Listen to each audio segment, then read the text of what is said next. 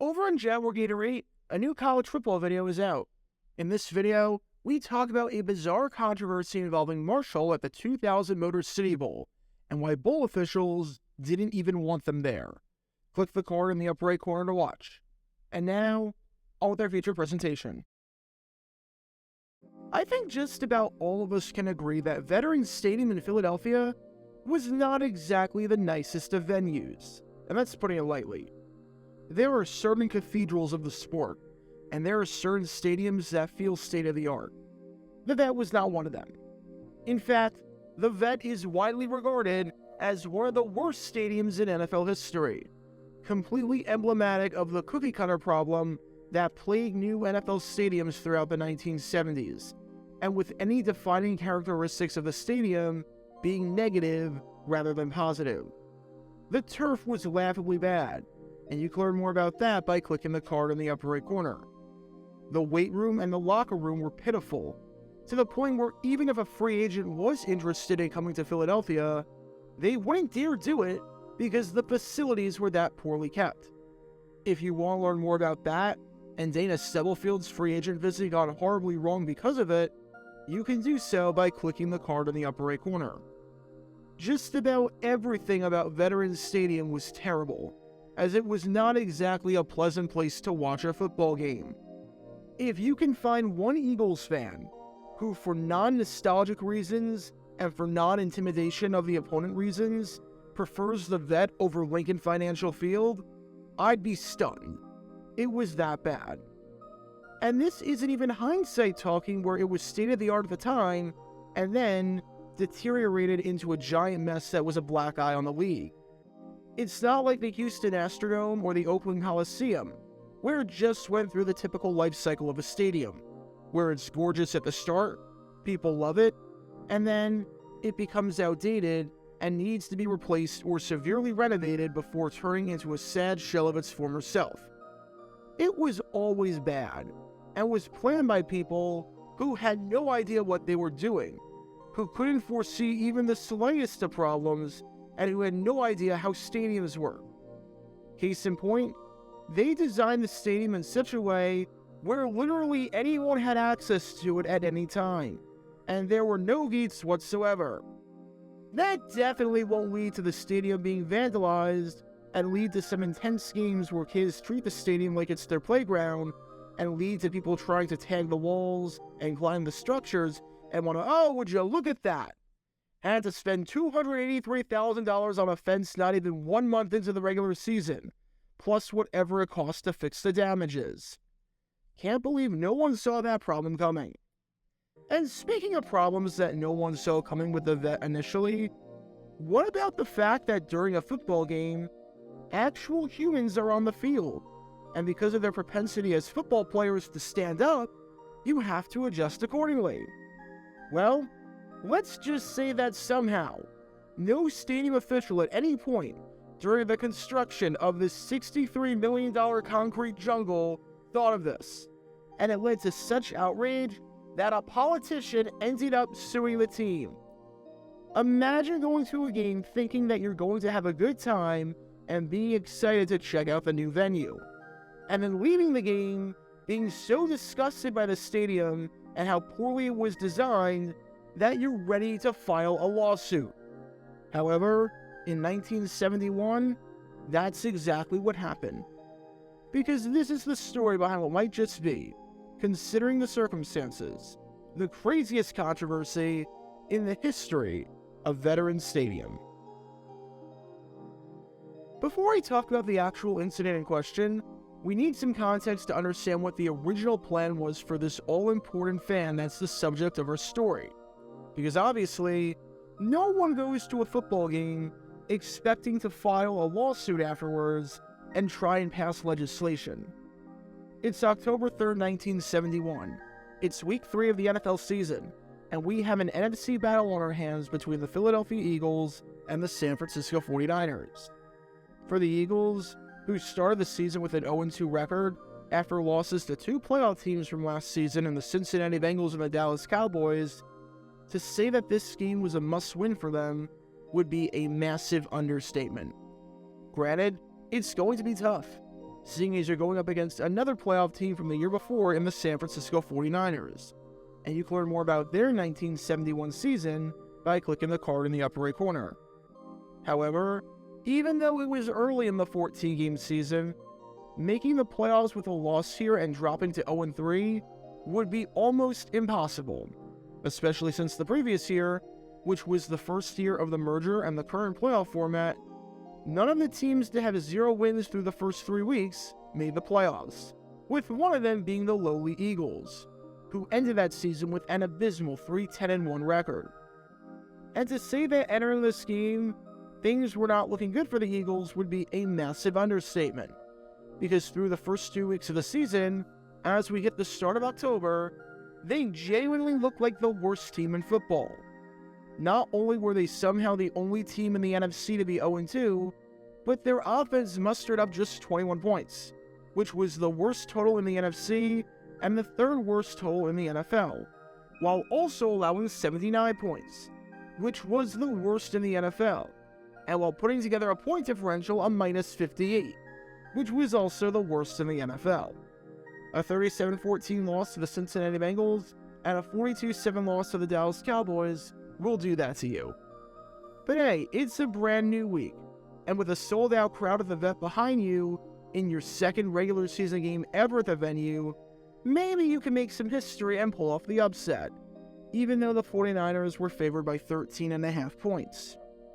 As you might be able to tell, just from the highlights and from this thing called common sense, that did not happen, as this game was an obliteration and an ugly affair from start to finish, with the 49ers dominating and winning by a final score of 31-3, in a game that was never in doubt.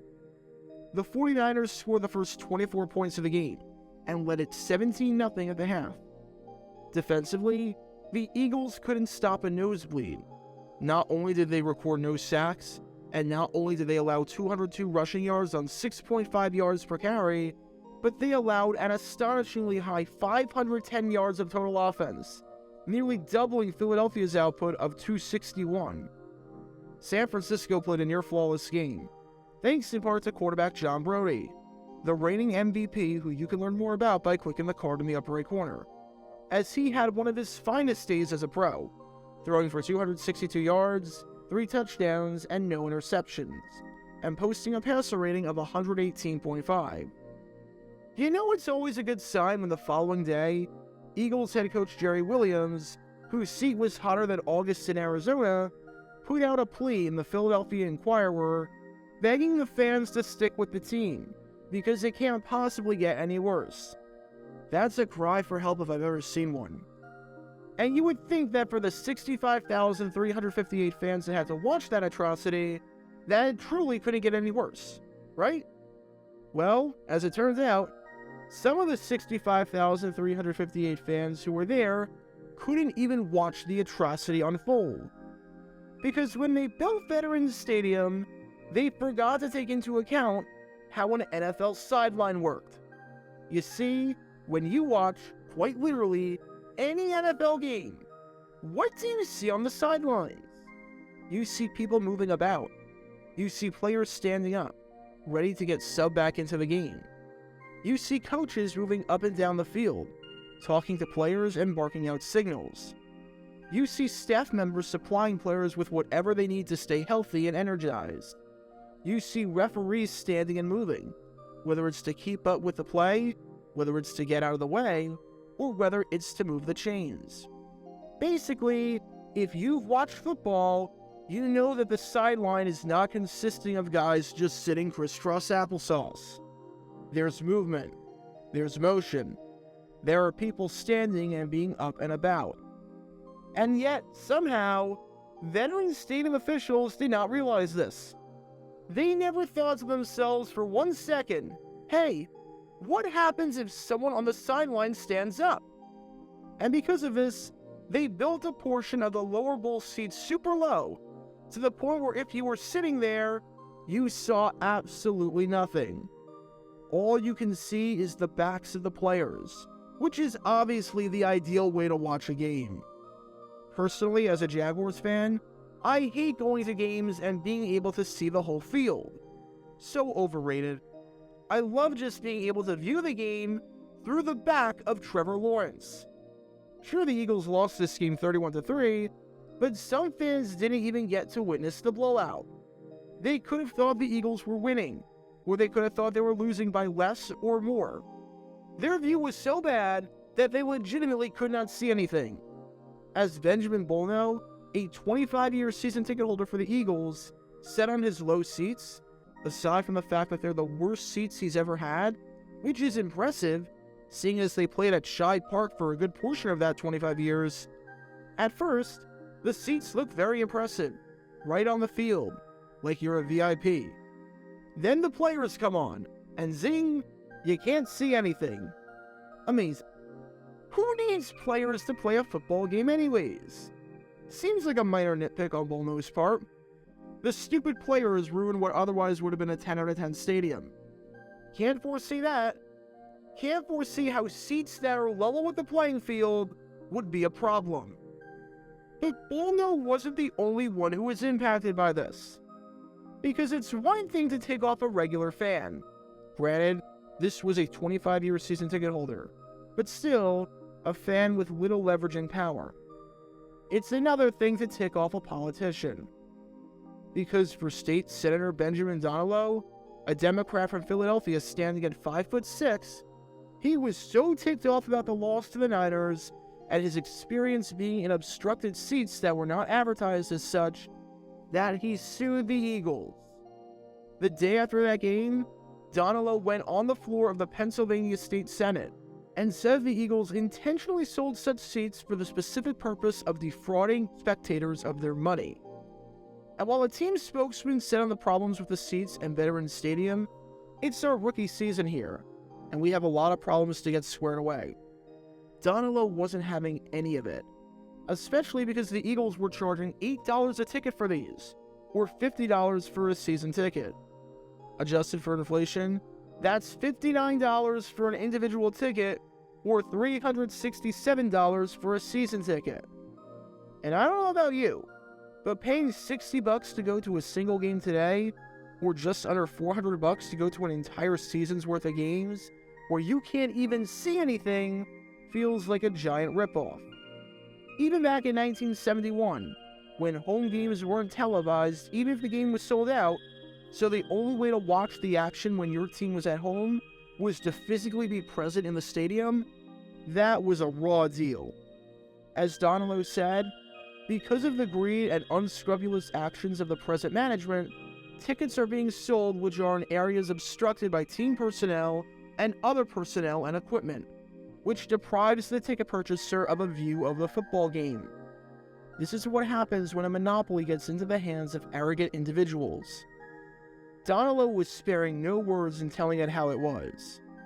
Just like that, Donello was suing the Eagles, and was also asking in the suit for the Eagles to stop playing games at the Vet and to stop spending money received from ticket sales of these obstructed seats until the situation was rectified in some capacity. Now, as for how the lawsuit turned out, well, the Eagles quickly went into crisis management mode and ended up meeting with Senator Donello, along with Common Pleas Judge Ned L. Hirsch. And the meeting went well enough for the Eagles that, according to Donello's side, no lawsuit was going to be filed until the two sides had a chance to work out the problem. The good news for Donello in all of this is that he got way better seats because of this. For their following home game, a 13-0 loss to the Minnesota Vikings, even though Donello couldn't attend because he was at a funeral, Donello's attorney, Ralph Evans, went to see what the seats were like, and he had no complaints. The temporary seat that they were given was 300 feet higher, and there was no obstruction with the field whatsoever, which makes sense, seeing as these tickets aren't literally field level.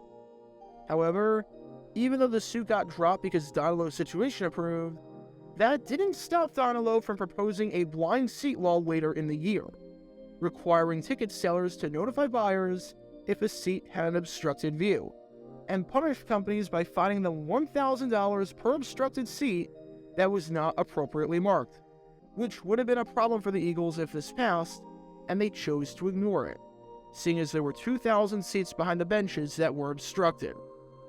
This law did not pass, but this would not be the last time that a giant controversy erupted over the obstructed seats at the vet. Although that's another story for another time, because that one might be even crazier. Some fans might have nostalgia, and I use that term very loosely, for Veterans Stadium. But let's be real, that place was a dump since day one. And perhaps nothing exemplified that more than the bizarre controversy at the start of its very first season, when seats didn't even have a view of the field because they forgot to take into account the fact that people would be on the field.